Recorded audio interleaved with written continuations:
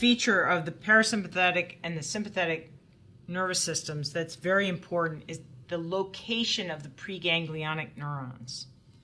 Here we see, once again, a diagram that we've seen before. The parasympathetic neurons are located either up in the brainstem.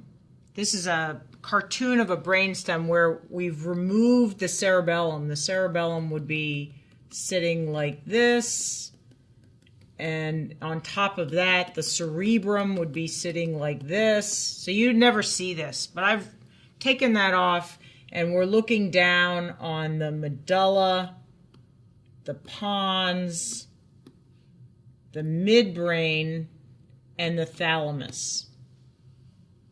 And here is the length of the spinal cord.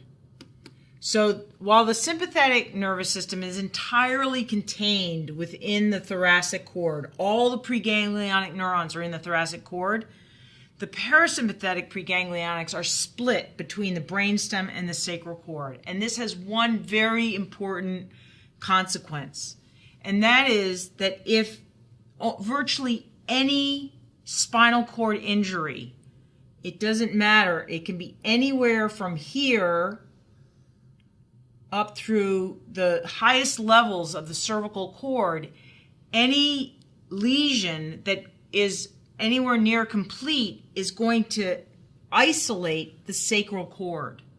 The sacral cord is on its own. Now, the sacral cord does not make decisions. The spinal cord does not make decisions. It depends on input from the brain. So, for example, when an individual wants to void urine, there is a whole part of prefrontal cortex which decides, okay, this is a socially appropriate moment, I'm in a safe place, and allows the program for urination, micturition, to occur. But it takes a signal from up here to release the program that is organized down in sacral cord. So sacral cord is responsible for executing it, but it's not responsible for making the decision. So if we have a lesion somewhere in the cord that's rostral towards the brain from sacral cord, now sacral cord has no instructions. And what does it do? It just kind of goes crazy. So under normal circumstances, micturition depends on two major things. The bladder, which is a smooth muscle, is contracted, and it's contracted by neurons in the sacral cord. So that is a parasympathetic effect. The parasympathetic neuron comes here, it contacts a ganglionic neuron in the wall of the bladder, and that ends up contracting the bladder wall. In addition, there's an external urethral sphincter that has to relax in order to let the urine out. And that is a voluntary muscle that your brain controls. So your brain says, okay, open the sphincter. Urine comes out. Now, in the case of a spinal cord injury, this is on its own. So as the bladder fills up, it starts to contract. It will contract, but this will never relax. And so what you have is the bladder contracting against a fixed, tight, closed sphincter.